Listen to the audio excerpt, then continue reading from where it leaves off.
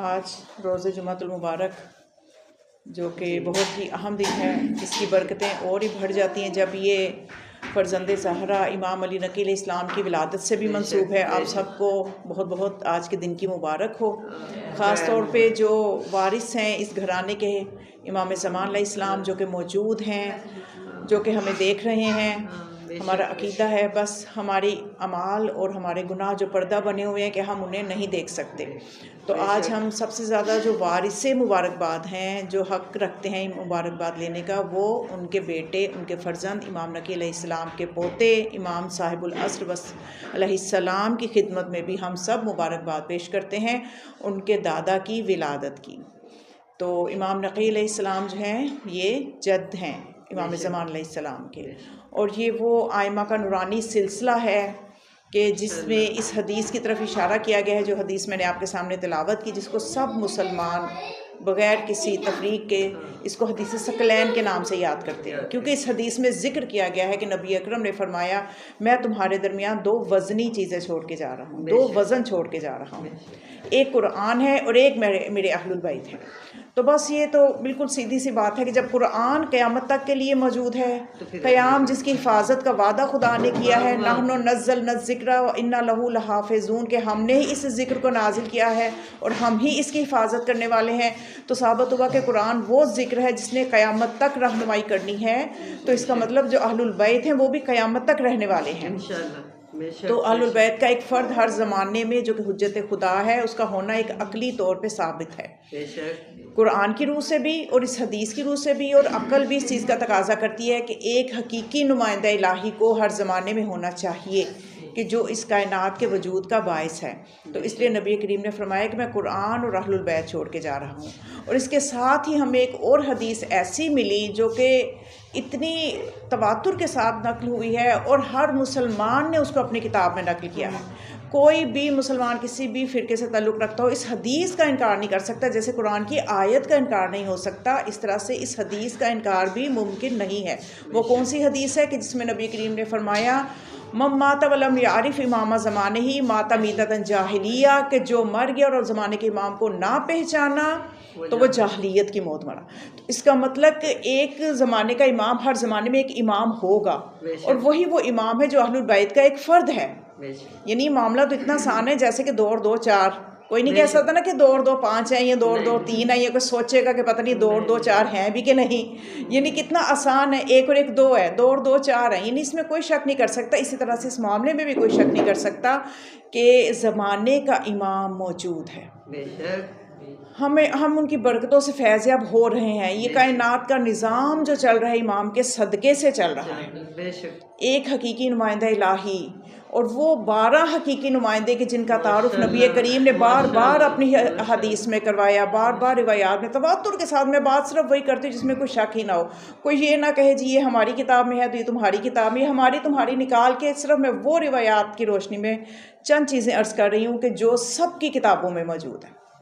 तो नबी करीम ने क्या फरमाया, मैं तुम्हारे अपने बाद हिदायत के लिए 12 जानशीन छोड़ के जा रहा हूँ। यानी सिलसिला नबूवत जब ख़त्म होगा तो हर ज़माने में एक हादी की तो ज़रूरत है। ज़मीन तो हादी के बगैर रह ही नहीं सकती। हादी का होना इतना ज़रूरी है कि खुदा ने आदम को पहले ज़मीन पे भेजा, मखलूक को बाद में खल्क़ किया। यानी हादी का होना इतना ज़रूरी है कि उसके बगैर वजूद कायनात मुमकिन नहीं है।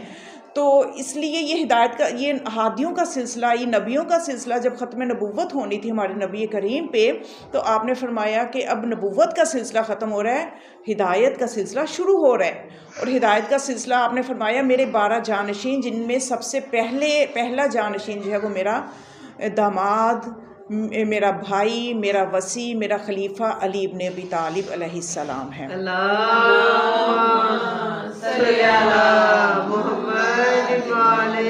फिर हर इमाम अपने बाद वाले इमाम का तारुफ करवा के गया। ये ज़रूरी था हर इमाम के लिए कि जब वो दुनिया से जाए अपने बाद वाले हादी बरहक का तारुफ करवा के जाए, लोगों को बता के जाए कि सिरात मुस्तकीम जो सीधा रास्ता जो खुदा तक जाता है वो इस तरह से जाता है। कि अब मौला कायनात ने मौला हसन का तारुफ करवाया, मौला हसन ने मौला हुसैन को जानशीन बनाया, मौला हुसैन ने अपने बेटे अली ज़ैनुल आबिदीन को जानशीन बनाया। और इस तरह से नबी करीम की रिवायात में भी हमें ये 12 जानशीनों के नाम मुसलसल मिलते हैं। और इनका तारुफ, इनकी जो अलक़ाबात हैं वो भी हमें मिलते हैं। ये हमारा काम है कि इनको पहचाने, इनकी मार्फत हासिल करें, इनकी बसीरत अपने अंदर हासिल करें। वो बसीरत जब तक हम पैदा नहीं करेंगे तो समझे हम दुनिया से जाहलियत की मौत गए हैं। तो ज़माने का इमाम बरहक है, जिसका आज दिन जुम्मे का दिन, आज का दिन तो इसलिए बाबरकत और ज़्यादा हो जाता है ना कि एक तो माह रजब, दूसरा फिर ये 9वें इमाम से मंसूब और फिर ये इमाम ज़मान इस्लाम से भी मंसूब। आज का दिन दुआओं की कबूलियत के लिए बहुत बेहतरीन वक्त है जो अल्लाह ने आपको दिया है। ये हुर्मत वाला महीना माह रजब कि जिसका खुदा ने कुरान में भी जिक्र किया, इन्ना इद्दत शुहूर इंदल्लाह इस्ना अशरा शहरन, कि खुदा के नज़दीक महीनों की तादाद 12 है। और ये 12 आज से नहीं है, तुम्हारे पैदा होने से पहले से भी नहीं, बल्कि ये कब से है कि जब ज़मीन व आसमान खल्क हुए। खुदा ने आगे आयत में बताया कि कब से ये 12 मौजूद हैं, जब ज़मीन व आसमान खल्क हुए, उनसे भी पहले इनकी खिलकत हुई। माशाअल्लाह। मिनहा अर्बाअतुन हुरुम, और इन 12 में से 4 मज़ीद मोहतरम हैं। और जब मासूम से पूछा गया कि यब्ना रसूलल्लाह बताइए वो 4 मज़ीद मोहतरम कौन से, तो फरमाया जो 4 अली हैं। इन 12 में 4 अली हैं और एक अली की आज विलादत का दिन है, इमाम अली नकी अलैहिस्सलाम।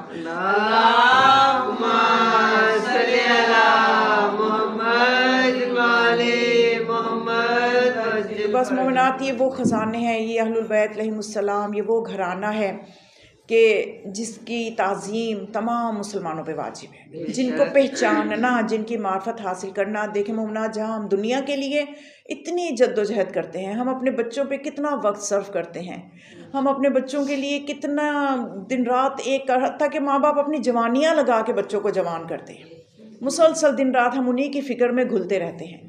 हम ये जुल्म कर रहे हैं। जुल्म क्या कर रहे हैं कि हम अंदर से कुछ वक्त अपने दीन के लिए नहीं सोच रहे कि हम बसीरत हमारी कहाँ तक पहुँची है, क्या हम अपने हिस्से का काम कर रहे हैं कि जो उन हस्तियों ने कुर्बानियाँ दी, जिस दीन को बचाया, जिस दीन को बचाते हुए ये नबी करीम के 11 जानशीन, किसी को जहर मिला, किसी को तलवार से कत्ल किया, कभी वाक़या करबला हो रहा है, कभी किसी इमाम पे जुल्म हो रहा है। ये सब इमाम, इन्होंने जो कुर्बानियाँ दी, अपनी औलादों को कुर्बान किया उस दीन को बचाने के लिए कि जो खुदा का दीन है और जो हकीकी दीन खुदा ने अपने नबी के ज़रिए भेजा और नबी की आल के ज़रिए उसकी हिफाजत की। और इस दीन के लिए कुर्बानियाँ देते हुए आपको कौन नज़र आएंगे? सिर्फ आले रसूल। हर ज़माने में आले रसूल ने कुर्बानियाँ दे के इस दीन को बचाया है कि ये दीन हम तक पहुँचे और हम इस पर अमल करें। तो हमें चाहिए कि हम अपने बच्चों की, जहाँ दुनिया के लिए इतने परेशान होते हैं कि ये लायक हो जाएँ, ये फ़लाँ बन जाए फ़लाँ, इनको हम दीन से भी इन टच करें, इनको हकीकी दीन समझाएँ कि हमारा दुनिया में आने का मकसद क्या है। ये जो हमारी तालीम है ये हमें किसी बड़ा ओहदा तो अता कर देती है, लेकिन इंसान तब बनता है, तरबियत तब होती है जब हम अपने दीन को समझते हैं। अगर हम अपने दीन से आ रही हैं, हमें दिनों की पता नहीं है, पहचान नहीं है, कौन सा महीना जा रहा है, इसकी क्या बरकतें हैं, ये कौन से अयाम हैं, ये कौन से लम्हे हैं, तो हम महरूम कर रहे हैं अपनी नस्लों को कि वो फ़ायदा उठा सकें। हम उन्हें बताएंगे तो वो फ़ायदा उठाएंगे कि भाई इन दिनों से आपने कैसे अपने लिए बरकतें लेनी है, कैसे अपनी आखिरत को बनाना है। हम दुनिया को बनाने में तो खूब लगे हुए हैं, लेकिन हम अपनी आखिरत से गाफिल हैं। आखिरत वो हकीकत है जिसको कोई झुटला नहीं सकता। और ये दुनिया एक मौका है जो अल्लाह ने हमें किस लिए दिए? आखिरत बनाने के लिए दिए। हम उसी को ही नहीं बना रहे, हम मकसद से हटे हुए हैं, हम उसी के ऊपर वर्किंग नहीं कर रहे।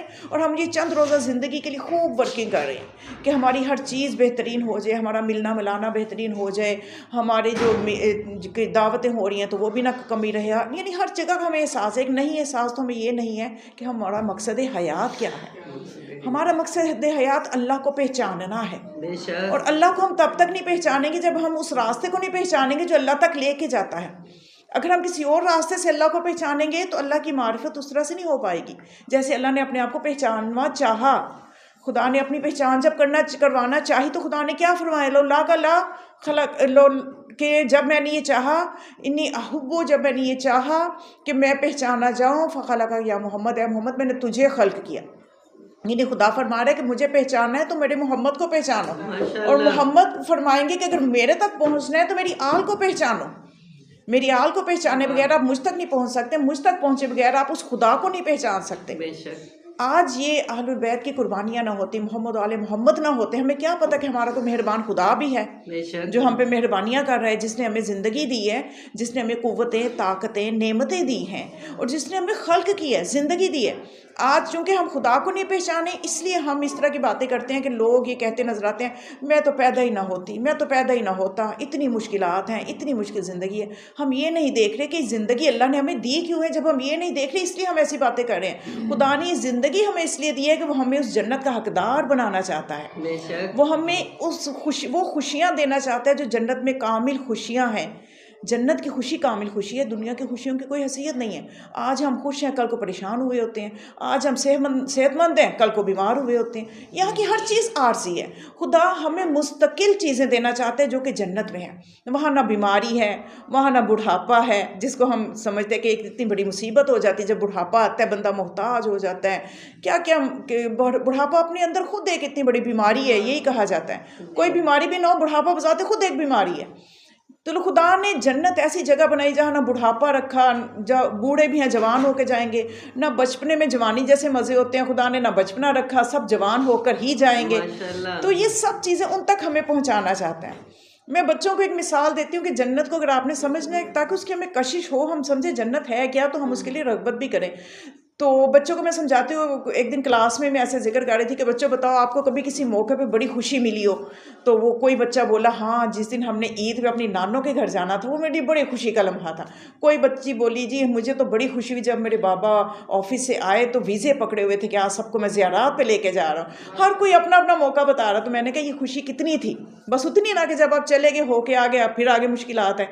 तो लेकिन जन्नत इस चीज़ का नाम है कि जहाँ पे ये जो खुशी थोड़ी सी है ना, वो मुस्तकिल खुशी का नाम है कि वहाँ पे कोई परेशानी नहीं है, कोई गम नहीं है, वहाँ पे खुश ही रहना है। तो उस मंजिल तक अल्लाह ने हमें पहुँचाने के लिए ज़िंदगी दी है और हमें साथ इख्तियार दिया है कि हम किधर का खुद खुदा ने फरमा दिया, हदैना सबीला इम्मा शाकिरा व इम्मा कफूरा। मैंने तो रास्ता दिखाना है, दिखा दिया, ये जन्नत को जा रहा है, ये जहन्नुम को जा रहा है, और फैसला के लिए तुम्हें अक्ल भी दी। ऐसा नहीं है कि रास्ते दिखा के तो खुदा ने अपना फ़र्ज़ अदा कर दिया, बड़ा करीम है, उसने अक्ल भी दी कि अब अक्ल तुम्हारे पास है, इसके ऊपर चलोगे तो सही इंतखाब करोगे। अगर सोए रहोगे, अक्ल को इस्तेमाल नहीं करोगे, तुम जिस रास्ते को सही कह रहे मुमकिन है वो सही ना हो। तो इसलिए सोच समझ के, अक्ल से, बसीरत से समझें, इन अयाम की खूबसूरती को समझें, माह रजब की खूबसूरती को समझें कि जो इतना खूबसूरत महीना है कि जिसमें खुदा ने एक एक रोज़े के बदले जन्नत वाजिब कर दी है। माशाल्लाह। कि जब माह रजब का चांद निकलता है तो सारे फरिश्ते, रिवायत में है कि खाना काबा के गिर्द जमा हो जाते हैं बहुत। तो वो फरिश्ते जो हैं उनसे खुदा पूछता है कि मांगो, तुम आज क्या मांगते हो। तो फरिश्ते क्या मांगते हैं? वो मांगते हैं कि माह रजब में ए खुदा जो एक भी रोज़ा रखे उसके लिए ऊपर जन्नत वाजिब कर दे। हम उसके लिए इस्तिग़फ़ार करेंगे, यानी मासूम नूरी मखलूक हमारे लिए इस्तिग़फ़ार करे। इससे ज़्यादा हमें क्या चाहिए? खुद हमारा इस्तिग़फ़ार शायद इतनी ताकत ना रखता हो जितना नूरानी और ऐसी मखलूक हमारे लिए जब इस्तिग़फ़ार करेगी। तो बस मोमिनात है, हमने इस घराने को समझना है, कुरान को समझना है और अहलुल बैत को समझना है। ये दोनों ज़रूरी हैं। अगर हम कुरान को थामेंगे, अहलुल बैत को नहीं थामेंगे, तो कुरान को हम उस तरह से नहीं फैज़याब होंगे जैसे खुदा चाहता है। हम कुरान के वो मानी नहीं समझ सकते जो खुदा ने इन हस्तियों के ज़रिए हम तक, क्योंकि कुरान इनके घर में नाजिल हुआ है और कुरान एक नूर है। दुनियावी इल्म के लिए हम रेलिवेंट टीचर के पास जाते हैं। अगर आपने मैथ समझना है तो आप बायो के टीचर के पास नहीं जाएंगे, वो तो आपकी लुटिया डुबो देगा। अगर आप इंग्लिश में एक्सपर्ट होना चाहते हैं तो उर्दू वाले के पास नहीं जाएंगे। तो इसी तरह से ये कुरान कलाम इलाही है, ये बंदे का कलाम नहीं है, ये खुदा का कलाम है, ये साबितशुदा चीज़ है। जब वो खुदा का कलाम है तो खुदा ने अपने नुमाइंदे भेजे हैं इसको समझाने के लिए। हम मर्जी से उस्ताद नहीं बना सकते कि हम कुरान की तफसीर फ़लाँ फ़लाँ फ़लाँ से लें। हम अहलुल बैत के दर से तफसीर समझेंगे, उन्होंने जो हमें कुरान के मानी बताए हैं हम उन पर समझेंगे तो हमें कुरान समझ में आएगा। अगर हम ऐसा नहीं करेंगे, अहलुल बैत को छोड़ के कुरान को अपनी मर्ज़ी के लोगों से समझेंगे, अपनी मर्ज़ी से समझेंगे, तो कुरान की आयत पढ़ ले, कुरान खुद कह रहे हिज़्लु बिही कसीरा कि ये वो किताब है कि बहुत से लोग इसी से गुमराह होंगे। किताब हिदायत की है लेकिन गुमराह होंगे। क्यों? इसलिए गुमराह होंगे कि अपनी मर्जी के उस्ताद मुंतखब करेंगे जिनको अल्लाह ने वारिसाने कुरान बनाया है, मुअल्लिमाने कुरान बनाया है। हमें कुरान उनसे सीखना है, तभी हम इसको सही मानों में सीख पाएंगे। तो हमें इन हस्तियों की जब तक पहचान नहीं होगी हम सही तरह से कुरान पे भी अमल नहीं कर सकते। बहुत मुकाम बुलंद है इन हस्तियों का, बहुत बुलंद मुकाम है। एक मरतबा नबी करीम सल्लल्लाहु अलैहि वसल्लम अपने सहाबा में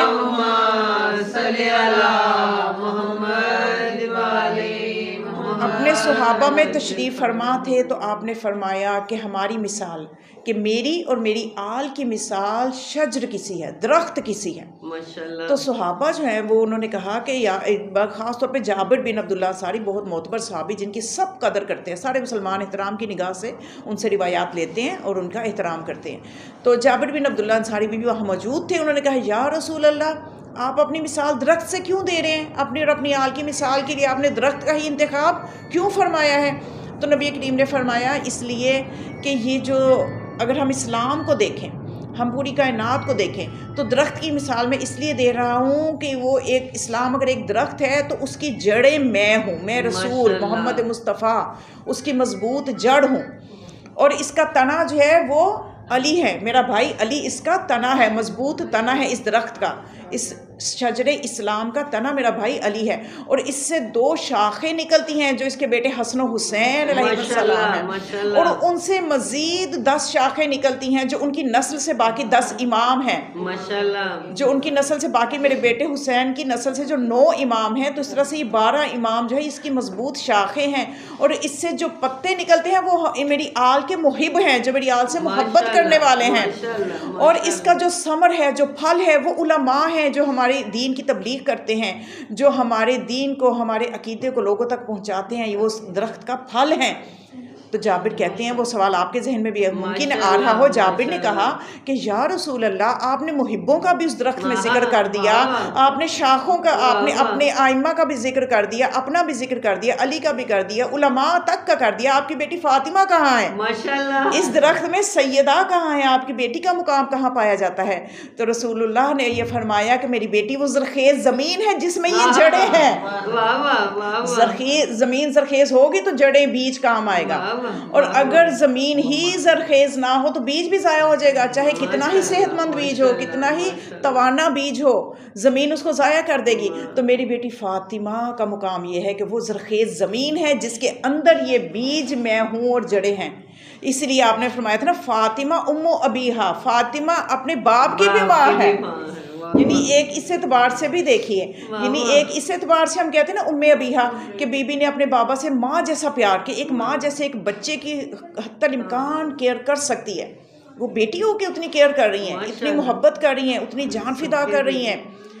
तभी तो आप सब ने देखा ना, तारीख ने क्या देखा, क्या लिखा तारीख ने, सब तारीखें उठा के देखें, इसमें कोई ढका छुपी बात नहीं है कि जब दुनिया से बाप जाते हैं लेकिन सब्र आ जाता है। पहले दिन बेटी की हालत और होती है, दूसरे दिन और होती है, 10वें पे और होती है, 40वें, फिर बरसी पे मुमकिन हालत बहुत तब्दील हो चुकी होती है।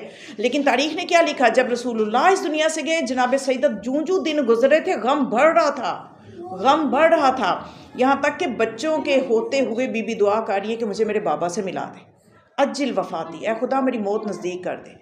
फ़ातिमा अब जीना नहीं चाहती, ये इश्क था उनको अपने बाबा से, ये वो मोहब्बत थी। तो यही रसूल हमें समझाना चाह रहे हैं कि इस घराने को पहचानो। इस घराने को पहचानवाने के लिए आपने ज़िंदगी में आखिरी 6 महीने हर वक्त जब भी मस्जिद में जाते, नमाज अदा करने के लिए अपनी बेटी के दरवाजे पे सलाम करते, आयत ततहीर पढ़ते, आयत ततहीर पढ़ते। कौन इनकार करेगा इन चीज़ों से? कोई नहीं कर सकता। तो फिर भी अगर मैं कहती हूँ लोगों को मुकाम सईदा और अहले बैत का मुकाम समझ में ना आए और मुकाबले पे आम लोगों को खड़ा करके कहें ये अफजल है कि ये अफजल है, ये सबसे बड़ी नाफरमानी है बारगाह रिसालत में, कि उनकी आल के मुकाबले आम खाकी लोगों से किए जाने लगे हैं। तो खुदावंद मुताला हमें इस घराने की हकीकी मारिफत अता फरमाए। तो बस आज फरजंदे ज़हरा को, अगर ज़हरा को खुश करना है तो उनकी औलाद का जिक्र करो, उनकी औलाद की खुशियों के दिनों को पहचानो। ये ना उनकी औलाद की खुशियों की शहादतें कोई दिन है और हम शादियाँ रखें, ये ना हो कि उनकी औलाद की खुशियों के दिन है और हम अपने गमों को लेके बैठ जाएं। हमसे हक़ मवद्दत मांगा गया है, कुरान की सरी आयत मौजूद है, आयत मवद्दत, ए लोगों मैं तुमसे कुछ मांगता ही नहीं हूँ, अजर रिसालत तुम तो दे ही नहीं सकते, रिसालत का क्या अजर दे सकते हो? मैंने तुम्हें नमाज़े रोज़ा ये सब सिखाया, तुम्हें तहारत अता की, तुम्हें तहारत का पता नहीं था, नजास्तों में डूबे हुए थे, तारीकियों में डूबे हुए थे, मैं तुम्हें रोशनियों में लेके आया, तो तुम क्या अजर मुझे दे सकते हो? तो फिर खुदा की तरफ से आया कि ए रसूल नहीं अजर दे सकते, लेकिन इनसे ये ज़रूर मांगो, ला अस्अलुकुम अलैहि अजरन इल्ला मवद्दत फिल कुर्बा, मैं अपने अहले बैत की मवद्दत मांगता हूँ। और वो मवद्दत का पहला दर्जा नतीजा ये है कि हम अपनी खुशियों को पीछे रखें, उनकी खुशियों को मुकद्दम करें। बेशक। और उस वक्त मुझे बड़ा अफसोस होता है कि जब अयाम सईदा होते हैं, बीबी की शहादत के अयाम होते हैं, या करबला में मौला हुसैन की शहादत के अयाम होते हैं, लेकिन हम मुसलमान कलमा पढ़ने वाले, नबी का कलमा पढ़ने वाले, नबी की औलाद के गम को नहीं समझते और अपने घरों में खुशियाँ रचा के बैठे होते हैं। बाज़ लोग तो मैं देखें 9वीं 10वीं मुहर्रम की छुट्टी आती है तो सैर करने निकल जाते हैं। क्यों दिल मगमूम नहीं होते? क्यों दिलों पे गम नहीं छाता? कितनी कुर्बानियाँ उन्होंने दी हैं हमें यहाँ तक पहुँचाने के लिए कि हम कामयाब हो जाएं। हमारी कामयाबी के लिए उन्होंने अपनी औलादें कुर्बान कर दी और हम उनके गम को नहीं मना सकते। और तरह तरह के फतवे, तरह तरह की बिद्दतों के फतवे दिए जाते हैं। तो यही वो मार्फत और हकीकत बसीरत है जिसे हमें समझना है। और आज हम बीबी को मुबारकबाद पेश करते हैं उनके फ़र्जंद के, कि आज का इतना बड़ा दिन है कि इमाम अली नकी अलैहिस्सलाम की विलादत का दिन है। और इमाम अली नकी अलैहिस्सलाम को अपने बेटे महदी से, कि जो हमारे दरमियान मौजूद हैं, उनका तारुफ करवाते थे। क्योंकि अब इमाम नकी अलैहिस्सलाम का जो दौर है, थोड़ा सा मैं तस्करा कर दूँ चूँकि उनका दिन है, तो थोड़ा सा इमाम का खुसूसी तस्करा भी हो जाए कि इमाम इस्लाम हमारे जो 10वें इमाम हैं। इमाम नकी अलैहिस्सलाम हमारे 10वें इमाम हैं और इमाम हसन अस्करी अलैहिस्सलाम उनके फर्जंद हमारे 11वें इमाम हैं। तो इन दोनों इमामों ने जो ज़्यादा काम किया है अपनी ज़िंदगी में, वो इस चीज़ पे किया है कि अब जो 12वां इमाम आएगा वो क़यामत कुबरा में जाएगा। और ये जो हमारे चाहने वाले हैं, ये जो हमसे हिदायत ले रहे हैं, इनको आदी बनाना है कि किसी तरह से आपने ऐसा वक्त भी गुजारना है कि इमाम आपकी नज़रों के सामने नहीं होगा। खुदा की मसलियत है, 11 इमाम नज़रों के सामने थे, लोगों के दरमियान थे, लेकिन 12वां जो है मसलहतन उसको पर्दे गैबत में कर दिया जाएगा कि जो तुम्हें देख रहा होगा लेकिन तुम नहीं देख रहे होगे। तो उस चीज़ में हिदायत कैसे हासिल करोगे, किस तरह से इमाम से हिदायत लोगे? तो फिर इन सब चीज़ों की तैयारी जो है वो उन्होंने अपने दौर में करवाई है। इमाम नकी अलैहिस्सलाम जो कि हुज्जत खुदा हैं, और हुज्जत खुदा जो है उनकी सबसे बड़ी पहचान क्या है कि ये अल्लाह का नुमाइंदा, ये दुनिया का बनाया हुआ इमाम नहीं है, ये अल्लाह का भेजा हुआ इमाम है। उसकी निशानी क्या है? अकली मयार है। अकली तौर पे देखें, रिवायात में देखें, आयात में देखें, वाज़ेह है। अज़हर मिन अश-शम्स, सूरज जैसे निकला हो तो कोई इनकार नहीं कर सकता। अंधा भी कहेगा कि सूरज निकला हुआ है, क्योंकि उसको भी रोशनी महसूस हो रही होती है। वो चीज़ों को देख नहीं सकता लेकिन रोशनी पहुंच रही होती है। तो इस तरह सूरज वाज़ेह निकला हो तो कोई इनकार नहीं कर सकता। तो ये इनका वजूद भी ऐसा खुदा की तरफ से है कि वाज़ेह दलील ये है खुदा के नुमाइंदे की। बस बच्चियों के लिए मैं बताना चाहती हूँ, माशाल्लाह आप सब तो जानते हैं कि वाज़ेह निशानी ये है इमाम की तरफ से, जो खुदा की तरफ से हुज्जत होता है, कि उस शख्स, उस इमाम का दुनिया में कोई उस्ताद नजर नहीं आता। माशाल्लाह माशाल्लाह, ये सबसे बड़ी निशानी बच्चे याद रखें। कोई तारीख में उठा लें और बताएं कि इमाम नकी अलैहिस्सलाम ने किससे इल्म हासिल किया, वो वाला इल्म कि जिसके आगे खुद इमाम किस वक्त इमाम बने हैं। क्या उम्र थी इमाम की जब इमाम नकी अलैहिस्सलाम इमामत पे आए हैं? जब उनके बाबा की शहादत हुई, इमाम तकी अलैहिस्सलाम की शहादत हुई, तो इमाम नकी अलैहिस्सलाम फ़ौरन वो इमाम बने। तो इमाम की उम्र 7 साल थी, 6 साल या 7 साल, बस इतनी उम्र। अब लोग परेशान है कि हम 6-7 साल के बच्चे को इमाम कैसे माने, हम क्यों इमाम माने कि 7 साल का बच्चा इमाम है। अच्छा, उस वक्त की हुकूमतें, ज़ाहिर है हुकूमतें हमेशा दुश्मनाने आले मोहम्मद के पास रही हैं। अब ये जो बादशाह मुतवक्किल जो कि दुश्मनी रखता है आले मोहम्मद से, इसने कहा कि लोगों के दिल इस घराने के साथ क्यों जुड़े हुए हैं। उसने कहा कि मैं ये जो फर्जंद है इमाम तकी का, इसको मैं साबित करूंगा कि इसका भी कोई उस्ताद है। अब इन्होंने आले मोहम्मद को, नाम को लोगों के दिलों से मिटाने के लिए बड़ी कोशिशें की, जुल्म किए, कत्ल किए, सादात के कत्ल किए, कभी इनको कैदों में रखा, कभी इनको जहर दिया, किसी भी तरह लोगों के दिल हटा नहीं सके। आज भी लोगों के दिल इन्हीं के साथ जुड़े हुए हैं। तो ये उसने कहा कि मैं एक नया हरबा इस्तेमाल करता हूँ कि लोगों के दिल इस फर्जंदे रसूल से हट जाएं और मेरी तरफ हो जाएं, कि दौलत मेरे पास, हुकूमत मेरे पास, मैं सिर्फ जिस्मों पे हुकूमत कर रहा हूँ, दिलों पे हुकूमत तो इनकी है। तो दिलों से हुकूमत मैंने ख़त्म करनी है। वो इसलिए कि ये बच्चा जगह जगह उलमा से मनाजरे करता है, उनके सवाल से पहले जवाब दे रहे हैं, माशाल्लाह, उनके सवाल भी बता रहे हैं, जवाब भी बता रहे हैं, और जो जिस जबान में सवाल कर रही है उसी जबान में जवाब दे रहे हैं। माशाल्लाह, यही हकीकी नुमाइंदे की निशानी है। तो कहते हैं कि मैं इनके इल्म को ज़रा नीचे करूँ। उसने क्या तरीका आजमाया? उसने कहा कि जुनैदी उस ज़माने का बहुत बड़ा आलिम था और शायर था। उससे कहा कि मैं तुम्हें हुक्म देता हूँ कि तुम फ़ौरन दुनिया में ऐलान करो कि ये जो नकी है, ये मेरे अली नकी जो हैं, ये मेरे शागिर्द हैं, ये मेरे पास रह रहे हैं, मेरे पास इल्म हासिल करने के लिए आए हैं, और ये मेरे इनको अपने घर में ले जाओ। और अगर सादात घराना इनकार करे कि हमने इसको नहीं भेजना, तो आप उन पर जुल्म करो कि उनका हड्डियाँ तक उनकी निशान ख़त्म कर दो। लेकिन आप ये ले जाओ और अपना शागिर्द बना के सबके सामने लेके जाओ कि अली नकी मेरा शागिर्द है, ये मेरे घर में रहेगा, मेरे से इल्म सीख रहा है। तो वो गया, उसका हुक्म था, ज़ाहिर है एक हाकिम का हुक्म था। तो जुनैदी गया और जाके जनाब इसने उनके घर जो सादात घराना था उनके आगे ये मसला रखा कि आपके बेटे को मैं शागिर्द बनाना चाहता हूँ। अब सब घर वाले जो है वो देख रहे हैं, सुन रहे हैं। तो इमाम तो किसी भी इमाम के लिए उम्र की कैद नहीं होती। अब हज़रत ईसा गोद में मरियम की अपनी माँ की मासूमियत की गवाही दे रहे हैं, तो जो फ़ख्रे ईसा होगा उसके लिए क्या मुश्किल है कि वो 7 बरस में इमाम हो जाए। तो अब इमाम नकी अलैहिस्सलाम ने कहा घर वालों से कि आप सब खामोश रहें, इत्मीनान रखें और मैं इनके साथ जा रहा हूँ। अब वो चले गए, लेके इमाम नकी अलैहिस्सलाम को वो जो जुनैदी है अपने घर में ले गया। घर में जाके तो रहना शुरू किया इमाम ने। अब जब कुछ टाइम गुजरा तो जुनैदी जो था वो बाहर आया और लोगों ने पूछना शुरू किया कि वो बच्चा कहाँ तक पहुँचा, कितना इल्म उसको सिखा चुके हो। तो जुनैदी ने, चूंकि उसके दिल में वो उसका ज़र्फ पाक था, उसकी तीनत पाक थी, तो उसने कहा कि मैं उससे नहीं वो मेरे से नहीं सीख रहा, मैं उससे सीख रहा हूँ, वो मेरा उस्ताद है, मैं उसका उस्ताद नहीं हूँ। तमाम लोगों के सामने उसने ये ऐलान कर दिया। जब ये ऐलान किया,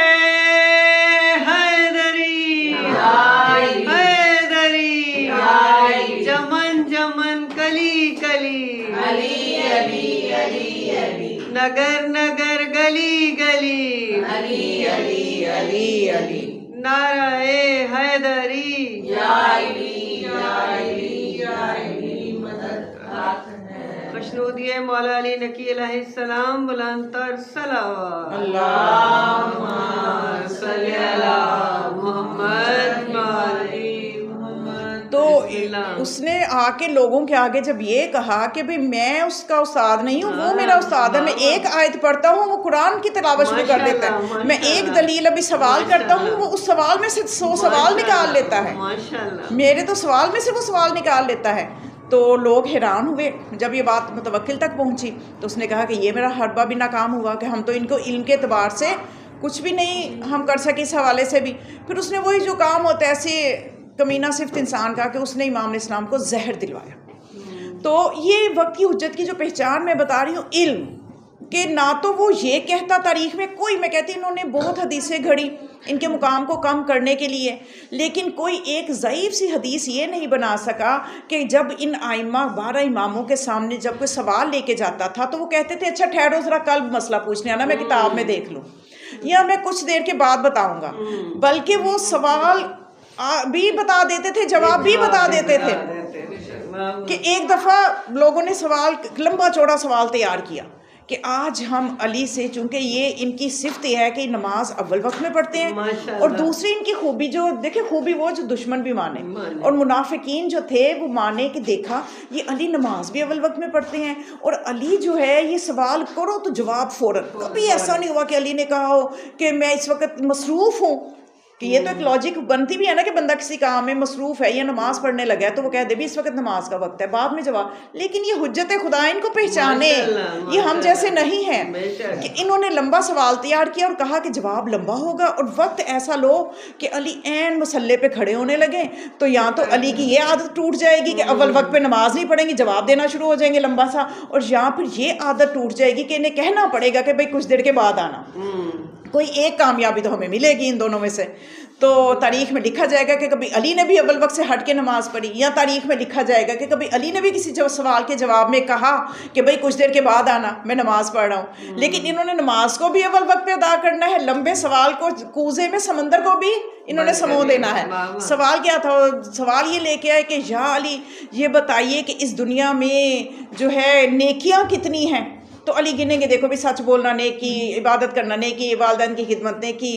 तो मौला अली अलैहिस्सलाम ने जवाब दिया भाई इस दुनिया में एक ही नेकी है। तो नमाज शुरू कर दी, जवाब मिल गया एक ही नेकी। अच्छा, जब नमाज उन्होंने ख़त्म की तो उन्होंने कहा नहीं अब हम ये तो पूछें वो एक नेकी कौन सी है। तो उन्होंने पूछा भाई बताइए या अली वो एक नेकी कौन सी है? तो आपने फरमाया वो नेकी मेरी विलायत है, जो मेरी विलायत को मान लेगा उस सारी नेकियां उसमें आ जाएंगी, सारी खूबियां उसमें आ जाएंगी। अब आपने नमाज को भी अव्वल वक्त में पढ़ लिया और सवाल का जवाब भी दे दिया। तो ये वो रही उसके फर्जंद हैं, उस अली के फर्जंद हैं अली नकी, कि जिन्होंने दावा किया सलूनी सलूनी पूछो जो पूछना है, तो ये हक ये सिर्फ वही रख सकता है ताकत जो उनका हकीकी फर्जंद होगा कि सलूनी सलूनी का वलन तफक़दूनी।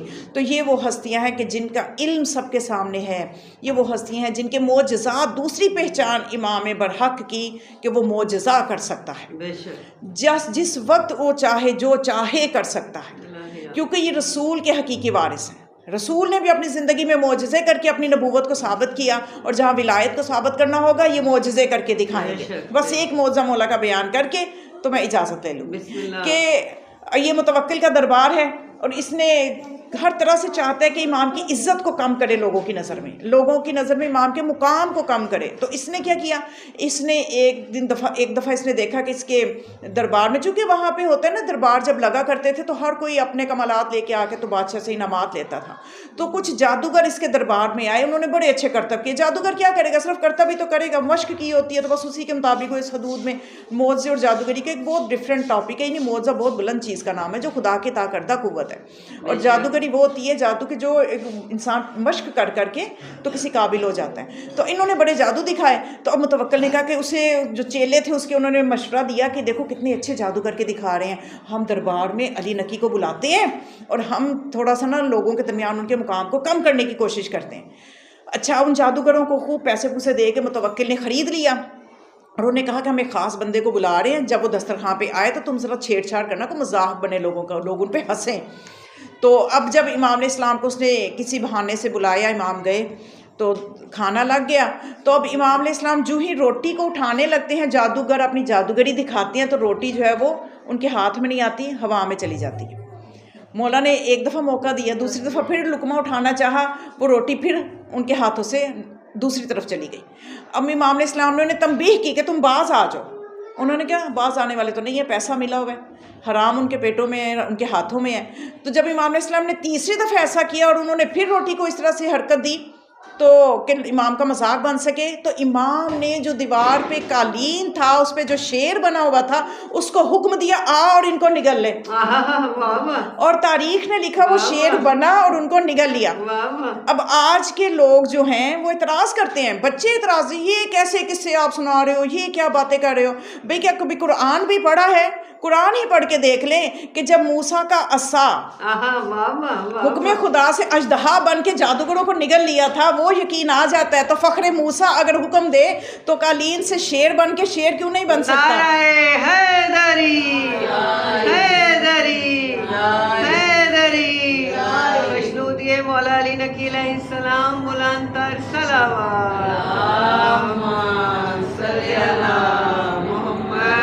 तो यहाँ पर मौला ने एक और चीज़ समझा दी कि मूसा का असा जब अजदहा बना था तो कोई ना कोई चीज़ असा की सूरत में मौजूद थी, मटेरियल मौजूद था। मैं बगैर मटेरियल के एक शेर को असली शेर बना रही हूँ, उस मौजे से भी बड़ा मौजा है, इसलिए कि वो मूसा है, मैं फखरे मूसा हूँ। मूसा की नबूवत उस वक्त तक नहीं बनती कि जब